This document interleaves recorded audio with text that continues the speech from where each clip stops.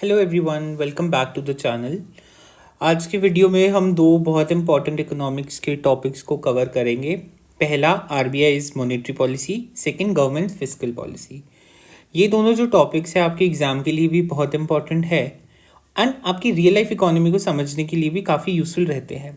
So let's start with RBI's monetary policy of credit control. Monetary policy क्या है? Monetary policy is the policy used by central bank to regulate money supply and credit conditions in the economy. ठीक है, regulate money supply का क्या मतलब है? Simple words में कि कितना पैसा आपका मार्केट में घूमेगा, and credit conditions in the economy को से मतलब है कि आपका जो लोन्स है ना वो कितने आपको इजीली अवेलेबल रहेंगे मार्केट में। Now comes the role of RBI in your credit policy. अब आरबीआई का जो रोल है काफ़ी इंपॉर्टेंट है since it controls your monetary policy. RBI क्या करता है? आरबीआई प्राइस स्टेबिलिटी को मेंटेन करता है, कंट्रोल करता है इन्फ्लेशन को, प्रमोट करता है economic growth and ensures financial stability. जो आपका फाइनेंशियल सिस्टम है उसको सेफ रखता है, स्टेबल रखता है through controlling your credit. Now let's look at the objectives of credit control. Objectives are controlling your inflation and deflation, money supply को regulate करना, इकोनॉमिक साइकिल्स को स्टेबलाइज रखना एंड प्रोडक्टिव सेक्टर्स में credit का अच्छे से यूज़ करना। Productive sectors हो गए आपके जैसे your agriculture, your MSMEs and your industries. ठीक है, कि जो लोन्स है वो इन सेक्टर्स को मिले जहाँ से हमारी प्रोडक्टिविटी इंक्रीज होती है। Now let's look at the methods of credit control. There are two methods usually for credit controlling your credit. एक होते हैं क्वांटिटेटिव, सेकंड होते हैं आपके क्वालिटेटिव मेथड्स। तो फर्स्ट हम देखेंगे आपके क्वांटिटेटिव या जनरल मेथड्स। ठीक है, ये मेथड्स क्या होते हैं? These methods affect your overall credit supply in the economy. ये आपकी पूरी जो सप्लाई चल रही है ना, ओवरऑल क्रेडिट सप्लाई, उसको कंट्रोल रखता है। पहला इसमें है आपका बैंक रेट। बैंक रेट क्या है? Bank rate is the rate at which RBI lends to commercial banks. जो आपका एपेक्स बैंक है वो किसे पैसा दे रहा है? आपके कमर्शियल बैंक्स को। ठीक है, एंड ये यूजुअली लॉन्ग टर्म के लिए होता है। ठीक है, अब कमर्शियल बैंक्स को ये पैसा दे रहा है एंड कमर्शियल बैंक से ये क्या ले लेता है? सिक्योरिटीज। ठीक है, गवर्नमेंट सिक्योरिटीज जो होती है। अगर बैंक रेट आपका ज़्यादा है तो आपका क्रेडिट जो होता है कम क्रिएट होता है एंड कमर्शियल बैंक ज़्यादा लोन्स नहीं दे पाते हैं मार्केट में। ठीक है, ये लॉन्ग टर्म इफेक्ट्स हैं। अगर बैंक रेट कम है तो आपका क्रेडिट क्रिएशन ज़्यादा होता है क्योंकि लोन्स लेना मतलब लोन्स आपके सस्ते हो जाते हैं यूजली। ठीक है, उसको बोल सकते हैं कि लोन्स आपके सस्ते हो गए तो लोग ज़्यादा लोन्स लेके इन्वेस्ट कर सकते हैं और आपकी ग्रोथ को स्टिमुलेट करते हैं। सेकेंड आता है repo rate. Repo rate is the rate at which banks borrow short term funds from RBI. ठीक है, क्या है? Short term. शॉर्ट टर्म का ध्यान इसलिए रखना है क्योंकि क्वेश्चन में कई बार हमसे पूछ लिया जाता है कि ये शॉर्ट टर्म है या लॉन्ग टर्म है। बैंक रेट में भी पूछ लेते हैं कि लॉन्ग टर्म के लिए है, शॉर्ट टर्म के लिए है। रेपो रेट में भी पूछ लेते हैं शॉर्ट टर्म के लिए है या लॉन्ग टर्म के लिए है। And it is the main tool to control your inflation. ठीक है, now next is your reverse repo rate. Reverse repo rate क्या है? At which RBI borrows from banks. RBI borrows from banks. कौन borrow कर रहा है? RBI. किससे? Bank से। ये क्यों यूज होता है? It is use to absorb your excess liquidity in the market. जो एक्स्ट्रा पैसा आपके मार्केट में है ये उसको एब्जॉर्ब करने के लिए है। ठीक है, then comes your cash reserve ratio. Cash reserve ratio क्या है? सीआरआर भी कहते हैं इसको। CRR it is the portion of deposit banks must keep with RBI. मतलब आपका कोई कमर्शियल बैंक्स है, it is a necessary portion जो आरबीआई के साथ उनको रखना है in the form of cash. अगर हाई सीआरआर होता है ना, जब आरबीआई सेट करता है सीआरआर को, अगर हाई सीआरआर होता है तो आपकी लेंडिंग पावर भी कम होती है। Then comes your statutory liquidity ratio. Statutory liquidity ratio क्या होती है? It is a portion of deposit kept in liquid assets. अब आपके लिक्विड एसेट्स होते हैं जो बहुत ही इजीली मतलब कन्वर्ट हो जाते हैं कैश में या कैश ही होता है। ठीक है, लिक्विड एसेट्स में आपके आ जाते हैं cash, gold and your government security. ठीक है, these are the most liquid form, सबसे ज़्यादा लिक्विड आपका कैश होता है। एंड SLR जो आपका है वो इंश्योर करता है bank solvency and is kept for the buffer purpose. ठीक है, ये आपका बफर पर्पस के लिए रखा जाता है। And RBI has the power to increase your SLR up to 40%, कर सकता है अगर उन्हें लगता है कि ज़रूरत पड़ रही है उस वक्त की बैंक रेट्स को बढ़ाने की, तो वो SLR को 40% तक भी इंक्रीज कर सकता है। Next comes your open market operation, very important and very very interesting. Open market operations में RBI buy and sells government securities in the market. क्या करेगा? बाय या सेल करेगा किस चीज़ को? Government securities in the market. When it's buying your securities it is increasing your money supply, market में पैसा दे रहे हैं। And when it's selling your securities आपका मनी सप्लाई को डिक्रीज कर रहे हैं। Now will look at some qualitative methods या selective methods of your credit control.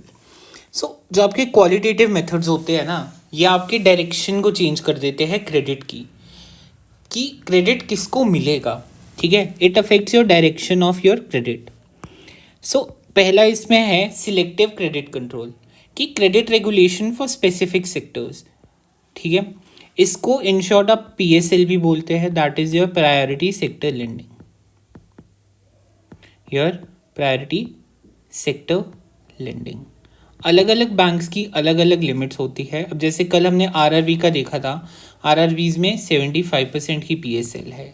ठीक है, and I think for your banks it's up to 40%, for other banks it's 40%। Please check कर लेना अगर 40 नहीं है, but what I remember is it's 40%.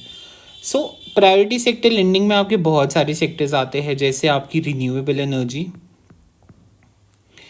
Export credit, आप then your social infrastructure आता है, देन आपकी हाउसिंग आ जाती है, your agriculture, MSME, education and other weaker sections. ठीक है, then comes your credit rationing, limits लगाना लोन अमाउंट पे कि इतना ही स्पेसिफिक अमाउंट लोन्स में आप लोग दो तो इतना ही दे सकते हैं। ठीक है, क्रेडिट राशनिंग का मतलब वो है। Then comes your moral suasion, RBI persuades bank through your advisories. Moral suasion में प्रेशर प्लस परसुएशन दोनों काम करती है। प्रेशर एंड परसुएशन दोनों काम करती है, कि आप उनको प्रेशर भी करो बट साथ में उनको परसू भी करो, कि हाँ अगर हम आपको एडवाइस कर रहे हैं कि आप इस तरीके से अपने अपने जो लोन्स है या कुछ भी है इसको वापस कर दो एंड स्पेंड इन अ वे कि हाँ आपको ही प्रॉब्लम ना क्रिएट हो। Then fourth is your direct action, अगर मॉरल सुएशन काम नहीं कर रहा है then take a direct action and उन पर पेनल्टीज लगा दो for non compliance. So these are your qualitative and your quantitative tools. अब हम देखेंगे some limitations of your monetary policy. अब मॉनेटरी पॉलिसी में लिमिटेशंस क्या क्या है? First, that it is less effective during recession. Second, it depends upon banking system efficiency. Third, time lag in impact. अब monetary policy recession में क्यों ineffective है या लेस इफेक्टिव है? So let's see. So RBI simple words में देखते हैं, RBI interest rate को कम करता है, लोन सस्ता हो जाता है आपका। ठीक है, लो इंटरेस्ट रेट पे लोन सस्ता हो जाता है, लोग ज़्यादा स्पेंड और इन्वेस्ट करते हैं एंड आपकी इकोनॉमी क्या करती है? ग्रो करती है इन्वेस्टमेंट के बाद। ठीक है, बट रिसेशन में ना ये जो आपकी चेन है ना, ये जो चेन है ये ना आपकी चेन कहीं ना कहीं टूट जाती है, इसमें बीच में एक जगह कहीं ब्रेक आ जाता है। ये क्यों आता है? पहला तो है लिक्विडिटी ट्रैप। रिसेशन में इंटरेस्ट रेट ऑलरेडी बहुत लो होता है, लोग पैसा इन्वेस्ट करने के बजाय ना आपका कैश को होल्ड कर देते हैं या होल्डिंग करना स्टार्ट कर देते हैं कि हम नहीं इन्वेस्ट करेंगे।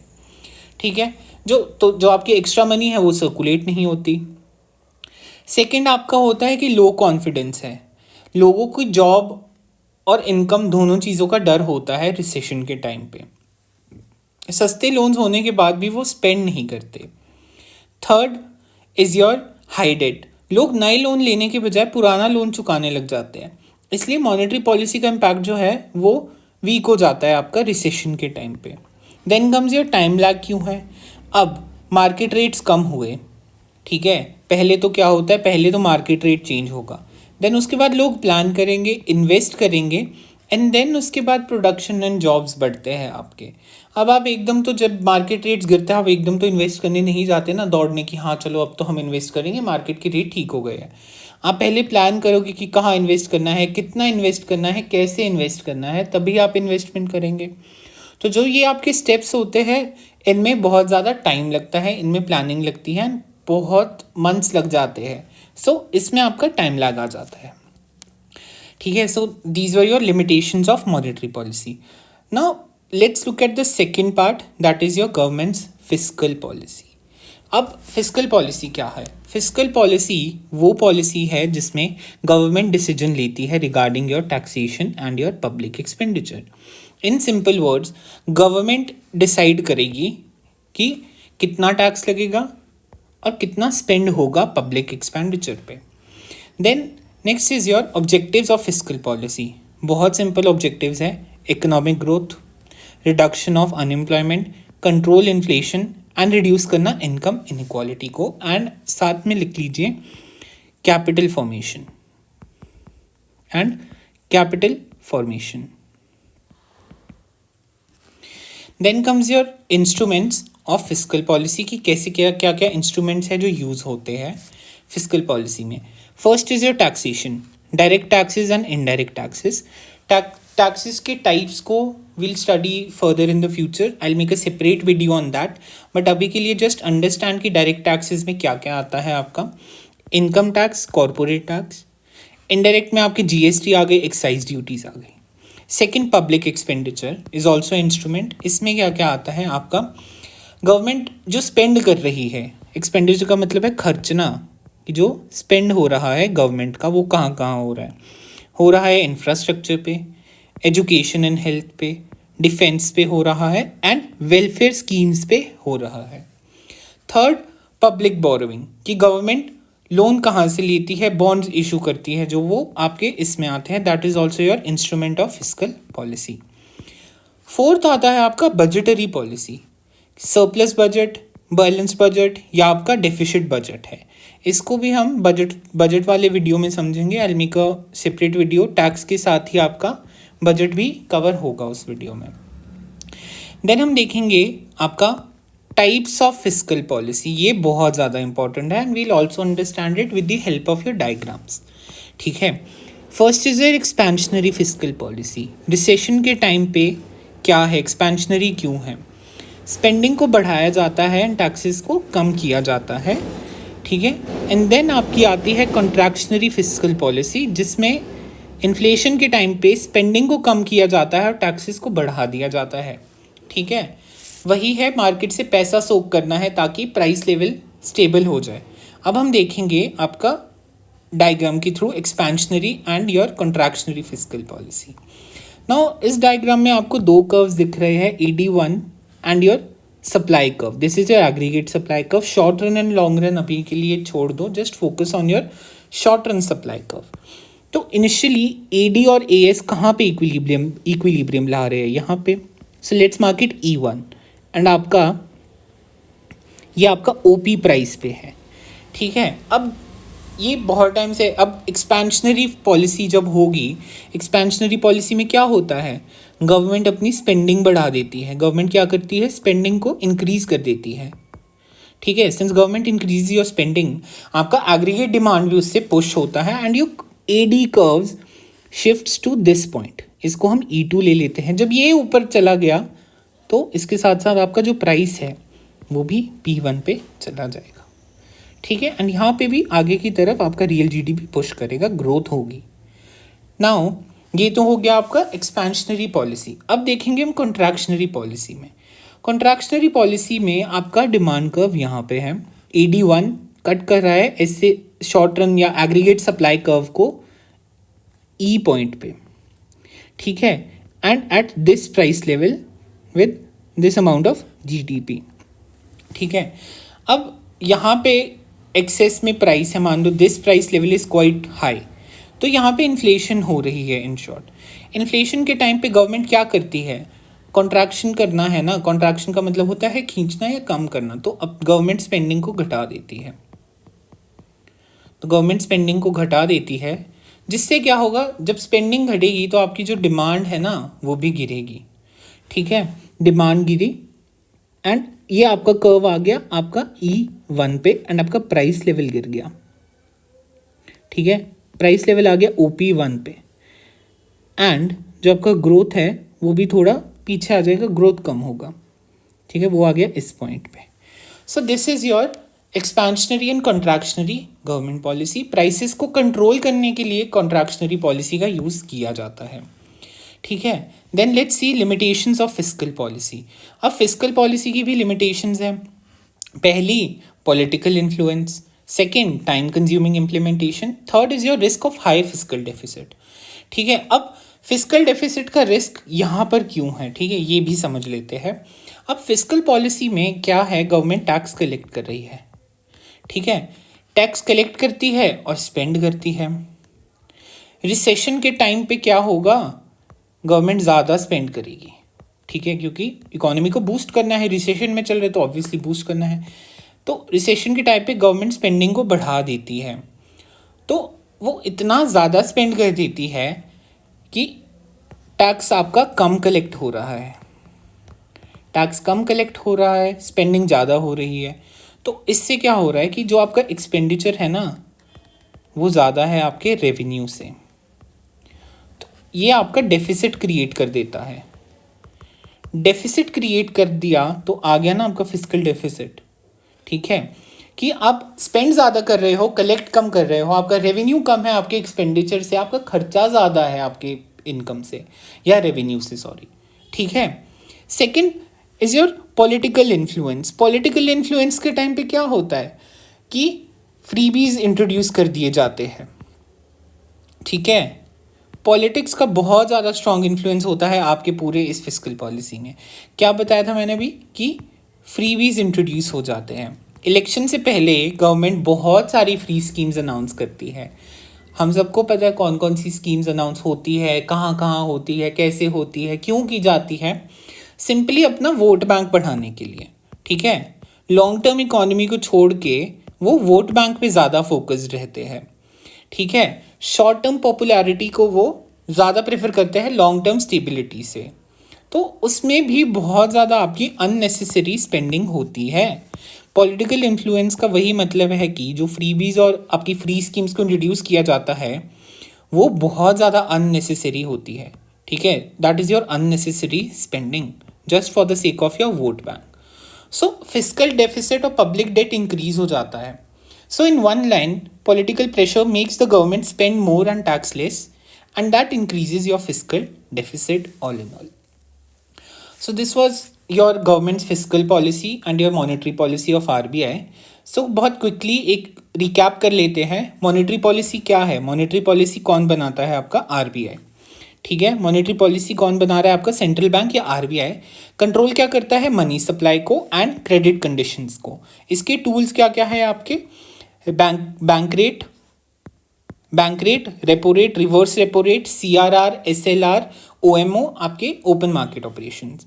Then comes your fiscal policy. Fiscal policy कौन बनाती है, गवर्नमेंट बनाती है।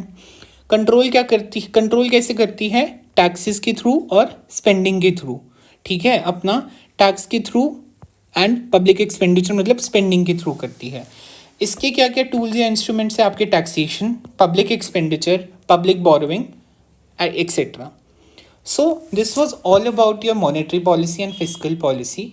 अगर ये वीडियो आपको हेल्पफुल लगा so like it and please subscribe to my channel and अपने फ्रेंड्स के साथ भी शेयर करिए। नेक्स्ट वीडियो में मिलते हैं, till then keep learning. Thank you so much.